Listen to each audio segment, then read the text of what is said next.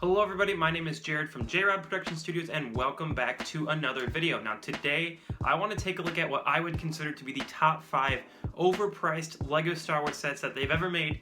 Just the biggest rip-offs of sets, in my opinion. You know, some of you hopefully will agree with this. I think a large majority of you would at least think these are relatively expensive, if not egregiously overpriced. Now, if you do enjoy, go ahead and like and subscribe. Be sure to turn that notification bell on, guys. It's so simple. Go ahead and do it. It just helps me out a lot, and I would greatly appreciate that. Let's go ahead and get started.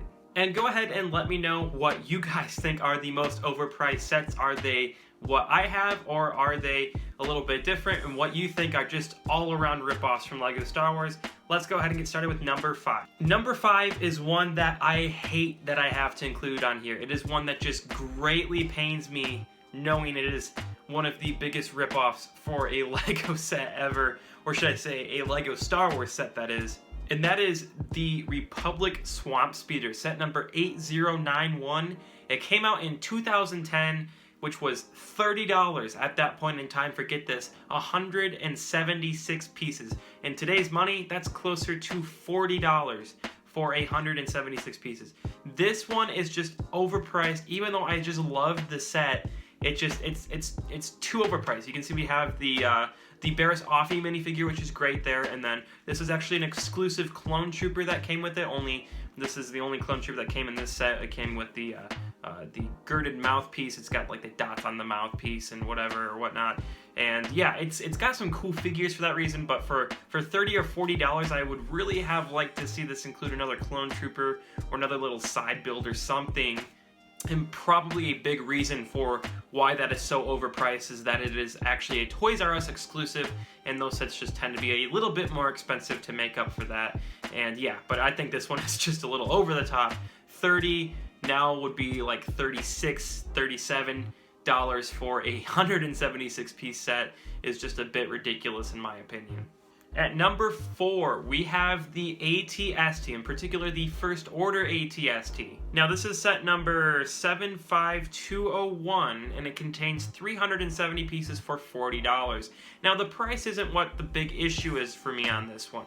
I think all around you could put this in the overpriced because the set is just it's just a ripoff. There's no real way to put this other than the set is just something that fans did not want, and it's absolute garbage. You are essentially paying the full price of what the 2016 AT-ST was, the Rogue One, for what is just the first half, the legs and the base, essentially, of the First Order AT-ST. I think when I heard the rumor of this back in like 2018 or whatever, I thought it was actually a really cool idea to get like a First Order AT-ST, because we had briefly seen those in like the movies or whatnot, but they didn't actually make a real AT-ST. This set is just awful. It's a ripoff. No matter what way you shape this, no one really, it doesn't even make a great playset, to be honest with you, let alone the fact that it has absolutely no displayability or no purpose to being a mock. Yeah, it's just all around awful. I don't like it. There's no incentive for many people to buy it, and that's probably why it didn't sell very well. And at $40, it's not necessarily a big price per piece ratio, but that is just a big value ratio that is clearly missing. And at number 3, staying with the sequel trilogy, we have a 2015 set, and this is the Battle on Takodana. This actually might be a 2016 set now that I think of it. Correct me in the comments down below. Now, this is set number 75139, and it contains 409 pieces for what was $60 at the time.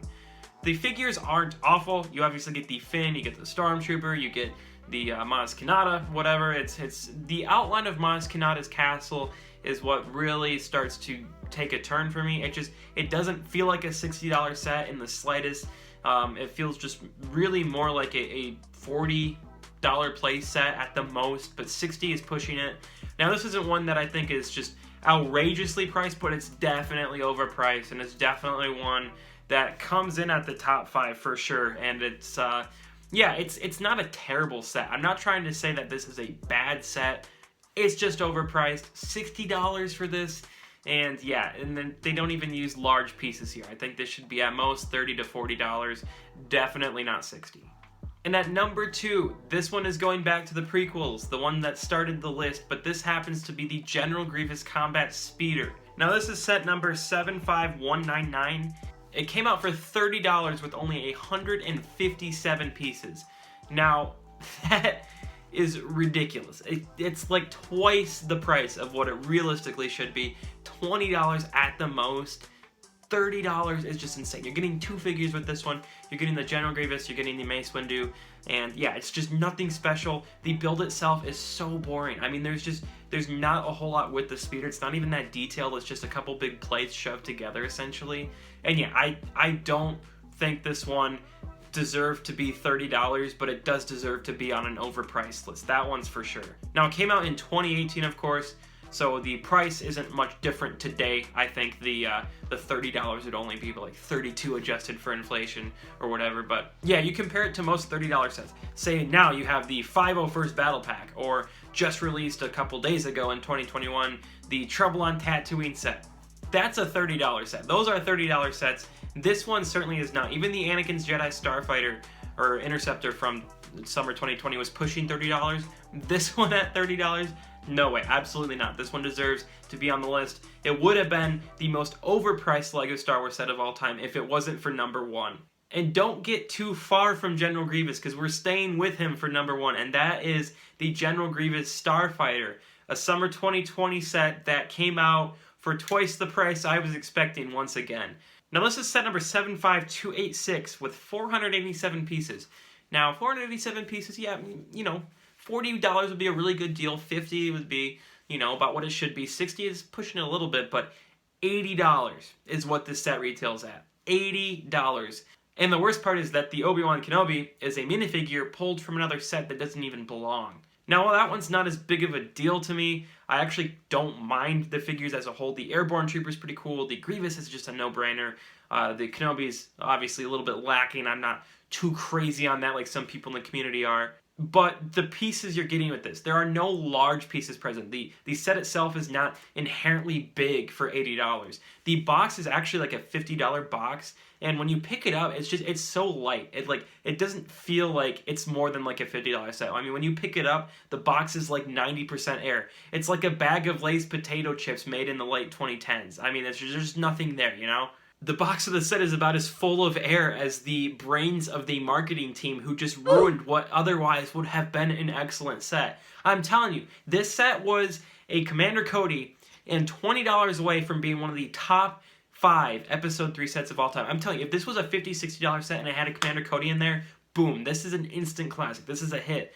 But canceling out that Commander Cody, barring that ever even happened, that whole thing with Commander Cody not being in the set, who cares? Let's look at the set for what it is. I mean, it's a starship that barely, you know, fits the size of what had been the previous models. It's hardly bigger. Yes, it's the best designed one. Yes, the ship looks great. $80 is just obscure. It's ridiculous. I don't know how anyone decided on that price, and it's ironic people thought it would sell for that. The marketing team they assumed it could sell for that. I mean, that's capitalism. If you think it can sell for something, you can sell it for that. That just isn't the case. It's just sitting on shelves. This set has to be knocked down in price. I cannot believe Walmart and Target, places that usually sell their sets a little cheaper, I can't believe they're not knocking this thing down to like $70, $65. It's just, it's obscure to get this set for $80. I don't see a reason why I will ever purchase this one.